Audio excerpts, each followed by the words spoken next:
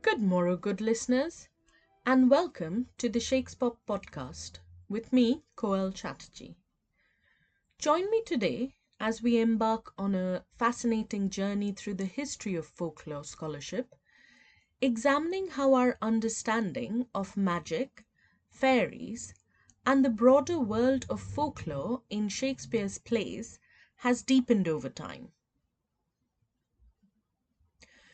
One of Shakespeare's richest sources of inspiration came directly from the oral tradition, the age-old tales, myths, and legends that circulated through villages and hamlets across England and beyond.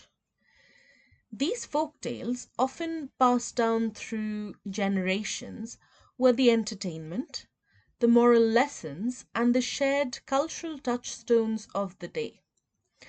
They featured familiar archetypes: the wicked stepmother, the valiant prince, the mischievous fairy, the star-crossed lovers. And Shakespeare, with his keen ear for a good plot and a compelling character, recognized their power. From the magical transformations in A Midsummer Night's Dream, echoing ancient fey lore, to the dark ambition fueled by prophecy in Macbeth, reminiscent of tales of fate and curses, the echoes of folk tales are everywhere in his plays and sonnets. Even the core premise of King Lear, with its aging monarch dividing his kingdom based on flattery, can be traced back to numerous variants of a widespread folk tale across countries about a father testing his daughter's love. Shakespeare didn't just copy these stories, he elevated them. He took the simple frameworks of the folktale and imbued them with psychological depth, poetic language, and complex human motivations. He transformed familiar characters into unforgettable individuals, and he wove simple narratives into intricate tapestries of drama. Today I'm going to tell you about three pivotal voices, each contributing a unique layer to our knowledge about Shakespeare and the folktale. Thomas Keightley, Charlotte Artese, and John Snodgrass, and their progression from meticulous folklore collection to nuanced literary and cultural analysis, which I hope will illuminate the magical underpinnings of the bard's storytelling.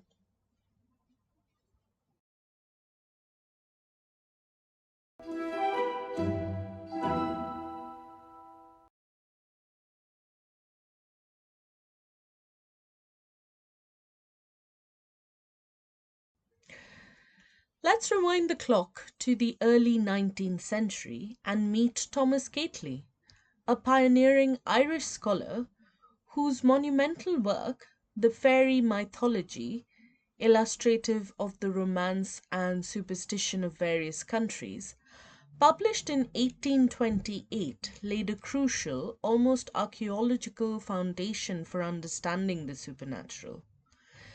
Keightley's primary goal wasn't to analyze Shakespeare's specific use of fairies, but rather to systematically collect, describe, and compare fairy and supernatural beliefs from diverse cultures across the globe. Imagine him as the great archivist of the supernatural, driven by a deep scholarly curiosity.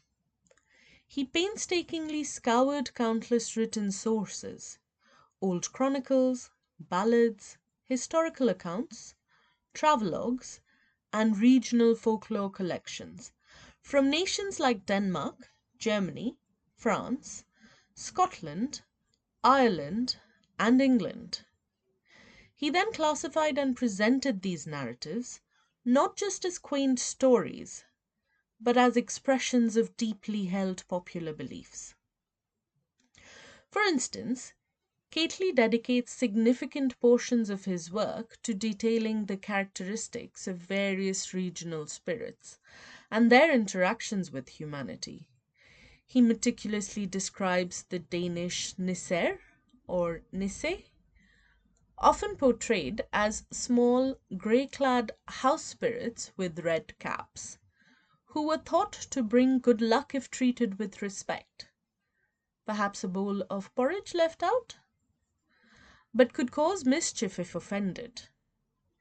He also delves into the chilling belief in changeling children, the notion that fairies would abduct human babies and replace them with their own, often sickly or ill-tempered offspring.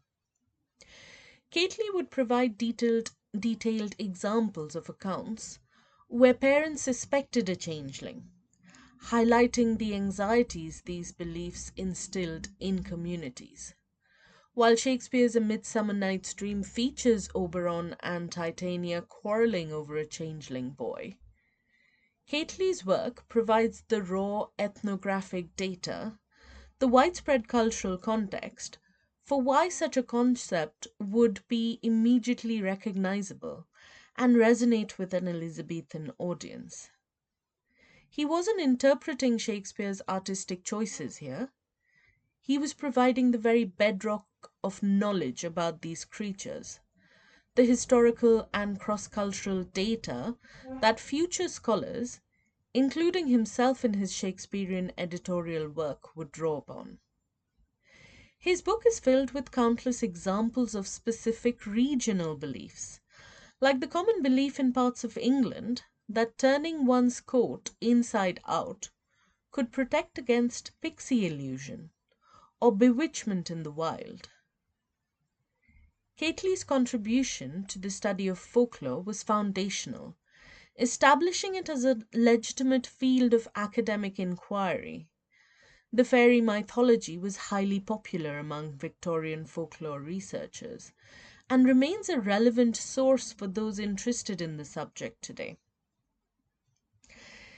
Keightley also contributed to Shakespeare scholarship by editing several editions of Shakespeare's plays and poems, and it is highly likely that his extensive knowledge of fairy lore influenced his editing and understanding of Shakespeare.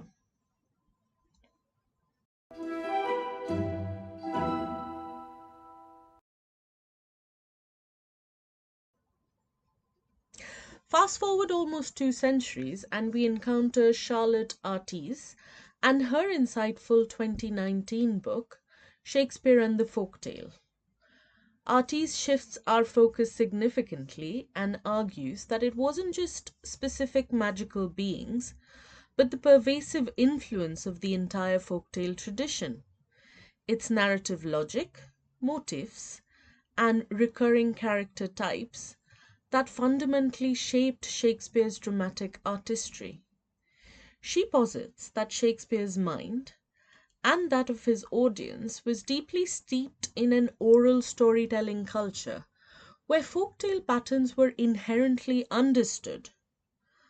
Artese's work is less about specific fairy characteristics and more about identifying broader narrative structures and archetypal situations that Shakespeare borrowed, adapted, and brilliantly transformed. She illustrates how Shakespeare didn't just pluck individual tales, he absorbed the very essence of how folk tales work as a narrative form. A compelling example Artese explores is the opening of King Lear.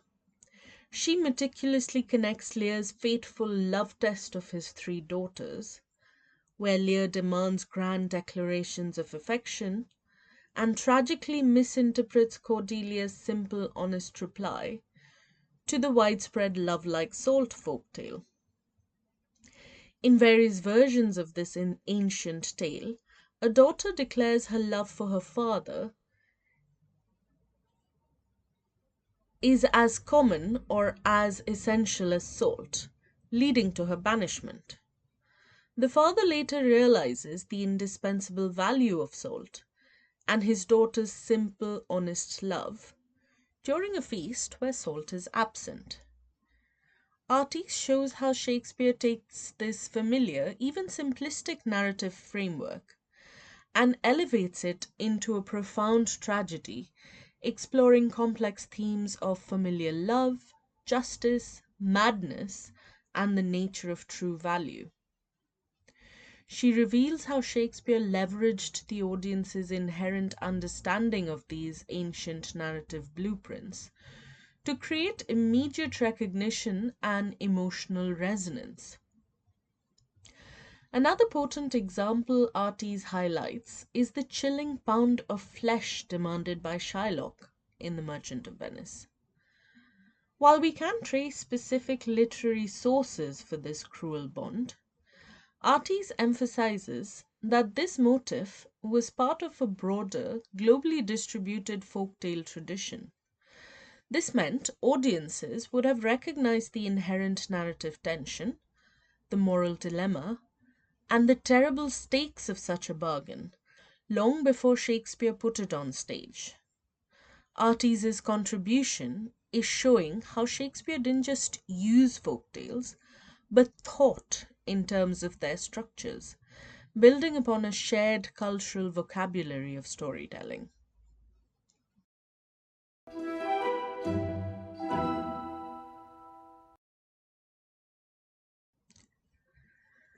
Finally, we turn our attention to John Snodgrass and his insightful 2022 work, Supernatural Shakespeare, Magic and Ritual in Merry Old England. Like Artese, Snodgrass doesn't just catalogue beliefs or identify narrative structures, he dives deep into how Shakespeare strategically and purposefully deployed magic and supernatural elements to achieve specific dramatic effects, resonate with his audience's fears and fascinations, and deepen the play's thematic complexity.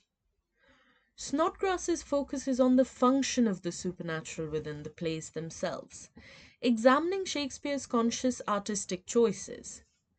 He argues that Shakespeare understood the power of popular belief and masterfully manipulated it for theatrical impact. Consider the iconic three witches in Macbeth. Snodgrass doesn't merely state that witches existed in folklore, as Keightley might provide the background. Instead, he meticulously examines how Shakespeare selectively incorporated and exaggerated specific popular beliefs about witches. Their ability to conjure spirits, deliver ambiguous and fate-tempting prophecies, and manipulate weather through dark rites. He analyzes how their appearance on the blasted heath, their chanting of fair is foul and foul is fair, and their prophetic pronouncements directly drive Macbeth's ambition and illustrate his spiraling moral decay.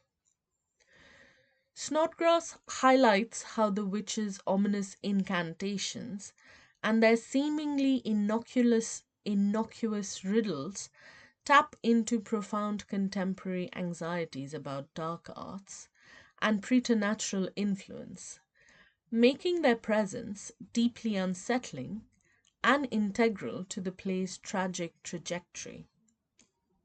He explores how Shakespeare leveraged the audience's existing understanding of these popular superstitions for maximum dramatic and psychological impact, crafting characters that felt both supernatural and eerily familiar.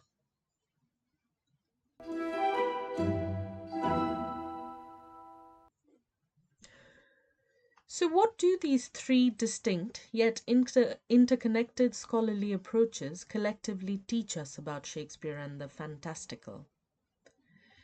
Keightley provided the essential historical and comparative inventory of fairy and supernatural beliefs, giving us the raw material of the pre-modern imagination that Shakespeare had access to. He built the very foundation of folklore studies.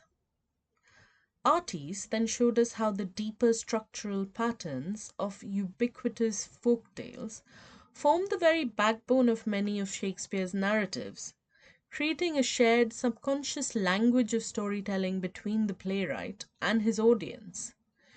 She reveals the pervasive narrative scaffolding.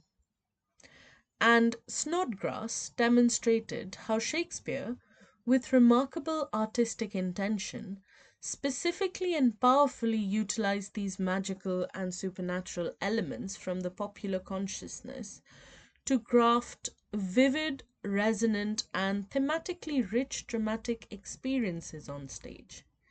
He shows us the careful craft behind the magic. Together, their work illuminates Shakespeare not just as a brilliant wordsmith, but as a profound interpreter and master transformer of the enduring magic, myths, and stories that shaped his world and continue to captivate ours. The Bard's enchantment is truly a blend of timeless genius and the age old magic of popular belief. That's all for this episode of the Shakespeare podcast. I'll be back next week to discuss Shakespeare as a character in Sarah Hoyt's Ill Met by Moonlight and Neil Gaiman's Sandman trilogy. If you've enjoyed this episode, please consider rating, reviewing, and sharing my podcast with fellow enthusiasts and Shakespeare nerds.